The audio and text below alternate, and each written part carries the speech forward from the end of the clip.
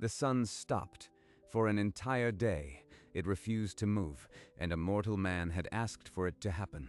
His name was Joshua, an aging warrior standing among the dead, sword in hand, blood dripping, eyes locked on a sun that refused to set. What he saw wasn't a trick of light. It was the creator of the universe responding to a human voice. What kind of God halts the cosmos because one man dares to ask? And what kind of man dares to ask? This is not legend. This is recorded history, the most supernatural battle in the Bible. To understand, you have to go back.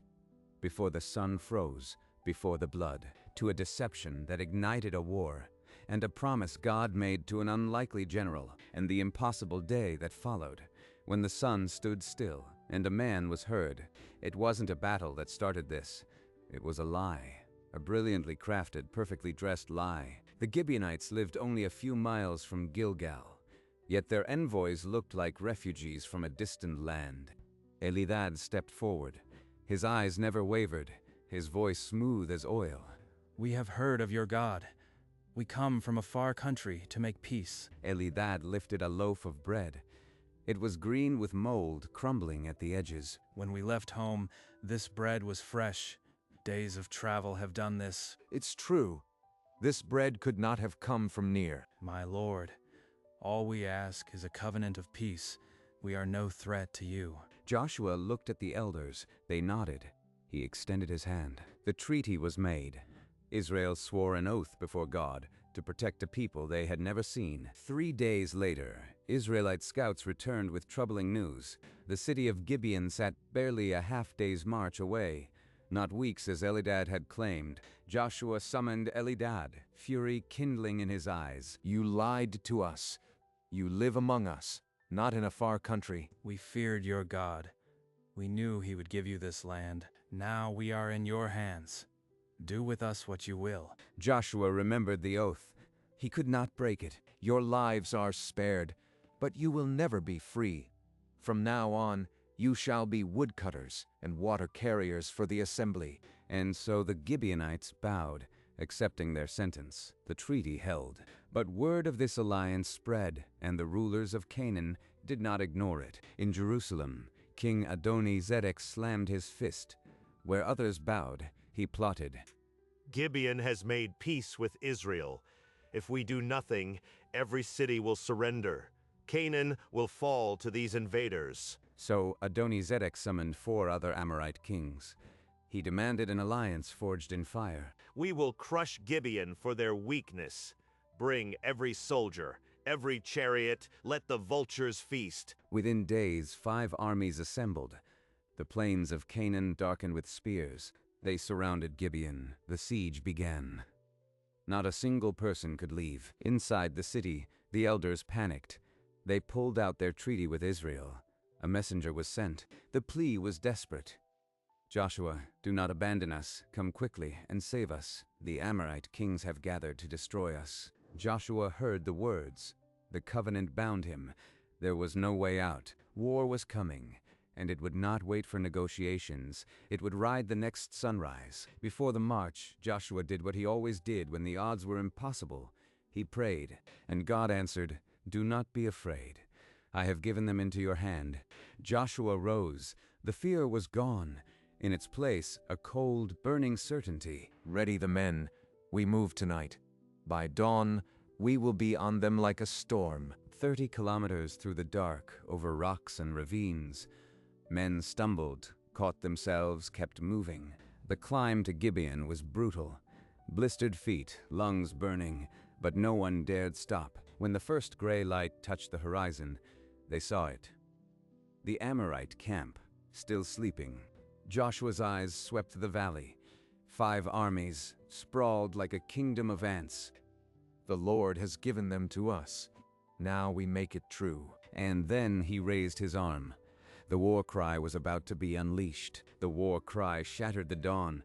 Israelite swords came down like hail on sleeping soldiers. The Amorite camp dissolved into nightmare. Men clawed for weapons, trampled by their own brothers. There was no time to form lines. Only screaming faces spraying blood and the thunderous roar of dying. No mercy. The Lord fights for us. The survivors abandoned their weapons and ran. Thousands scattered into the hills like frightened deer. Joshua's commanders gave chase. The slaughter extended for kilometers under the rising sun. As the morning wore to noon, the sun traced its unyielding arc across the sky. Joshua watched enemy soldiers vanish into distant ravines. Daylight was his only weapon, and it was slipping away. If darkness fell before the killing was done, the enemy would regroup and return.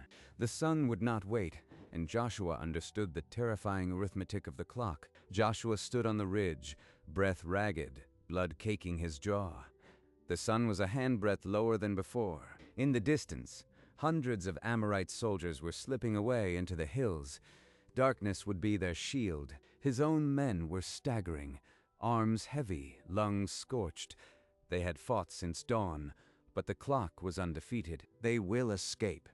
Every shadow that grows longer is an enemy saved. He looked at the sun, then at the sky, then inward, to a place where reason stops and impossible prayers begin. If the sun obeys only the Lord, then the Lord can command it. I cannot ask men to fight without light, but I can ask the one who made light to hold it still. The thought was madness.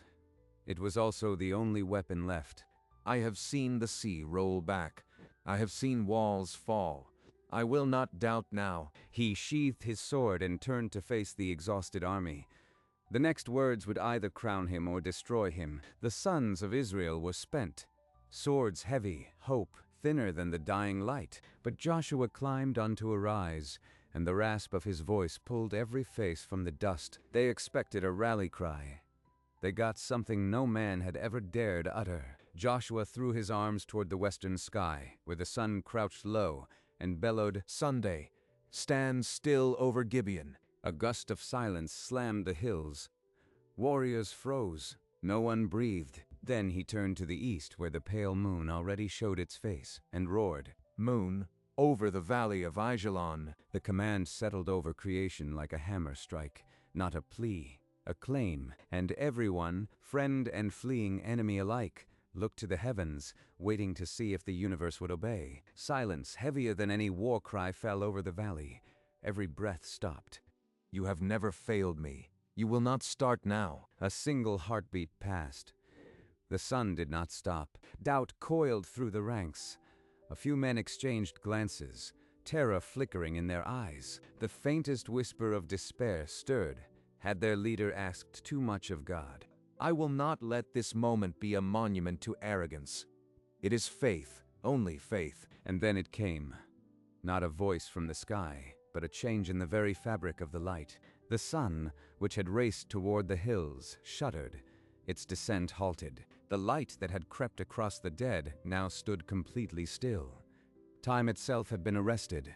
The most impossible prayer in history had been answered, not with words, but with the obedience of creation. The Amorites saw it too. The sun locked in place like a celestial gate slammed shut.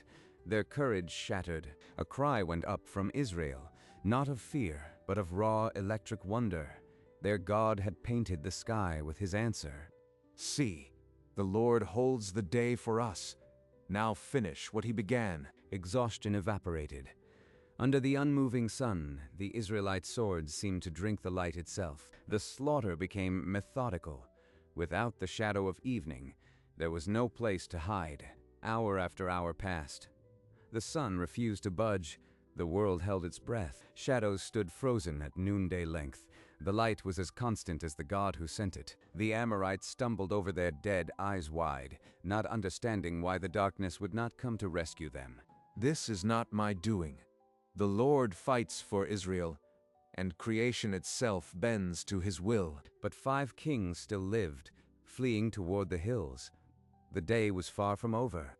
Adoni-Zedek and the 4 kings fled on foot, their royal robes torn on the rocks. They spotted a limestone cave near Makta and scrambled inside, desperate for a shield. Joshua strode toward the cave mouth, soldiers already dragging rocks. Seal it. Let them rot in the dark. Boulders crashed into place, cutting off the last sliver of light. A handful of armed men were posted. No king would ever walk out. Then Joshua's voice cut through the dust. The sun had given them time, and he would not waste it. The Amorites threw down their weapons, but there was no mercy. The sun gave no shade. Not one Amorite soldier would see the sun set. The day was eternal, and Joshua knew, as he scanned the field, that this day belonged to a God who obeys the voice of a servant. The sun hung at its zenith as if painted on glass. No shadow moved, no breeze stirred. The Israelites swept through the hills like a flood that would not recede. Every ravine became a grave. Amorite soldiers collapsed from exhaustion, only to find the blade waiting. No night came to save them. The sun's stillness had become a terror. Even the victors glanced upward with a shudder. The Lord gave them into our hand, and he is not finished. By what should have been dusk, the battlefield smoked with death. The sun had not moved a finger's width. The men of Israel, bone-weary, waded through the aftermath. They had fought an entire extra day, and still the light burned. Some fell to their knees, not in prayer, but because their bodies could no longer stand. But the sun remained, and Joshua did not give the order to rest.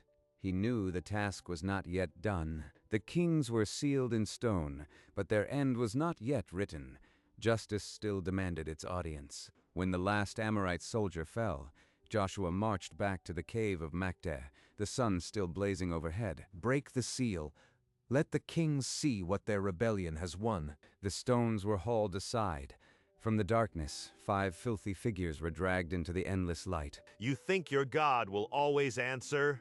Every throne falls eventually. They were thrown face first into the dust before Joshua, golden crowns clattering off the rock. The commanders of Israel formed a ring, eyes burning with the memory of slaughtered brothers. The Lord has delivered our enemies into our hands. Now we will show them what he thinks of kings who defy his people. One by one, the Israelite war chiefs stepped forward. Put your feet upon their necks. And the commanders obeyed, pressing the crowned heads into the dirt, the final humiliation before the blade. Joshua's voice cut through the rage. He had one lesson to scorch into every man who would fight for this land. Thus shall the Lord do to all your enemies against whom you fight. Then he drew his sword. One by one, the kings met the edge. No ceremony, only justice delivered under the watching sun. Adoni-Zedek was the last. His eyes never left Joshua's, even as the blade fell. The bodies were strung on trees, a brutal gallery against the sky, a warning that the God of Israel keeps no peace with rebels. The army erupted. Horns shattered the silence, and a roar climbs to the motionless sun. Not one enemy survived. The 5 kings, the 5 armies, erased in a day that refused to end. Joshua sheathed his blade and looked across the field. The sun still blazed at its zenith, as if unwilling to concede the victory. It is finished.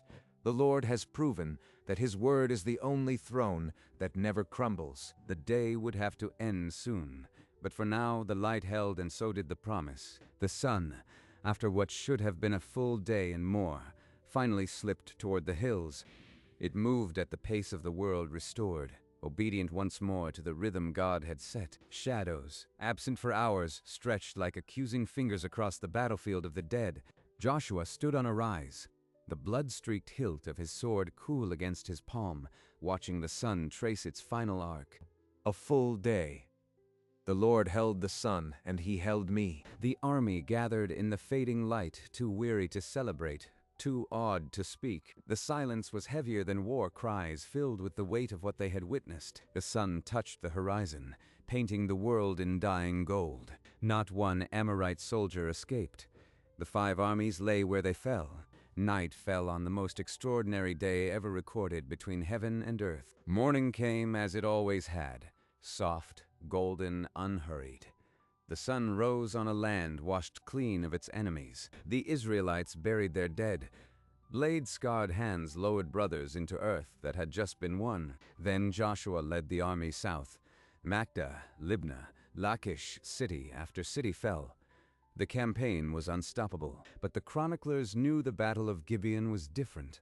In a tent lit by a single flame, a scribe dipped his reed, and the words he wrote would echo through every generation. There has never been a day like it before or since, a day when the Lord listened to a human being, Surely the Lord fought for Israel. That testimony did not stay on parchment. Fathers pulled sons close and pointed to the sky. Your God can command the sun, they said. Do not fear what stands against you. Fear only forgetting what he has done. The day the sun stopped was not just a victory. It was a signature written across the sky, a promise sealed in light. And for the rest of his life, whenever Joshua watched a sunset, he remembered the one that refused to go. Pause on that moment. A man coated in blood raising his voice to the sky, not begging but commanding. Sunday, stand still over Gibeon. Moon over the valley of Aijalon. I did not ask if it was possible. I knew the one who made the sun. The audacity still takes the breath away. He did not go through God, he went with God, he went with God. This was not a desperate plea. It was a declaration of partnership rooted in decades of obedience. I had watched the sea split. I had watched walls fall. Why would the sun be different? 14 words that altered physics. 14 words that proved the throne of God is the only throne that can halt the heavens. Joshua understood something most of us forget. Faith is not a feeling. It is a bond so tight that you move as one. The miracle was not just the sun stopping. It was God showing the world that a human voice in alignment with his will can carry divine authority. And that is the kind of partnership Joshua carried into every battle, until the day he stood before an enemy too great for daylight. Consider what it meant. The sun does not move around the earth. The earth spins and the sun appears to travel. To freeze the sun in the sky meant stopping the rotation of the planet, a sphere of rock and ocean weighing 6 sextillion tons. Any scientist will tell you a sudden stop would vaporize the oceans and shred the continents, yet not a single tremor was recorded. The atmosphere should have raged, the seas should have risen, the mountains should have crumbled. But the God who holds all things simply paused. He paused physics. He paused the laws he himself had written. Why? Because a man standing in a field of corpses, with a sword in his hand and no hope left, called out in absolute trust. This was not magic. This was supreme authority, bending the scaffolding of existence to honor a covenant. And it raises the deepest question. What does it take for a human to be heard by God? The answer is written in the silent, stopped sun, faith that demands the impossible, because it knows the one who alone can do it. And that kind of faith leaves a residue. It changes a man forever. The chronicler's words still ring.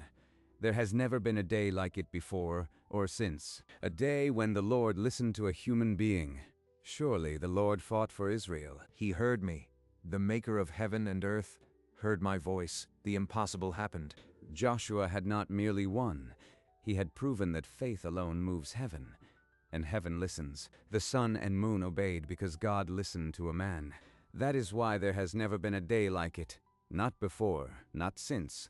Joshua's name is carved into the story of the impossible, not because he was perfect, but because he dared to ask. And when he did, creation stood still. The memory of that day would remain until the end of time. Years later, an old man stood alone on a hillside. His beard was white now, his sword hung unused. Every evening, Joshua came to this same spot, facing the western sky. The sun sets every day now, quiet, ordinary, as it should. But I remember the day it refused to go. He watched the sun dip toward the hills, the same hills where he had once stood in blood and wonder. The weight of that day had never left him. It was etched in the lines of his face, the quiet of his eyes. I was young and desperate. The sun was my enemy. Now it is my companion. The sun set that evening, as it always did. Gentle, predictable, obedient. But on one day, it stood still, and a man was heard. He turned from the fading light, the memory still burning in his chest. The day the sun stopped was not a myth. It was the signature of a God who listens. It forces an uncomfortable question into every life. What would you ask if you knew he would answer? Joshua's prayer was not a performance. It was the overflow of a life spent walking with a God he trusted completely. That kind of confidence is not built in a crisis. It is forged in years of quiet obedience. But when the crisis came, he did not shrink. He commanded the sun, and the sun obeyed. The Battle of Gibeon is not just a record of history. It is an invitation to believe that the same God who halted the heavens still bends his ear to a single voice. Not every prayer will stop the sun, but every prayer offered in alignment with his will carries more weight than we dare imagine. Joshua's story ends with an old man watching sunsets, but the real ending is the question it leaves behind. What impossible thing would you dare to ask of God if you truly believed he was listening? The old man still came to the hills when the day grew quiet. Age had bent his shoulders, but the fire of that impossible day had not dimmed. He watched the same sun that once refused to leave him, now obediently sinking into the hills, and the echo of that day returned, unbidden, yet welcome as an old friend. The sun stood still, he whispered, and a man was heard. The words hung in the air, as if the sun itself might pause again in recognition. But the light only softened, and the world grew dim around him. The promise, however, had been sealed in light and would not fade. Joshua turned from the ridge, his steps slow, the memory as real as the ground beneath his feet, and the sun set as it always did, except on that one day.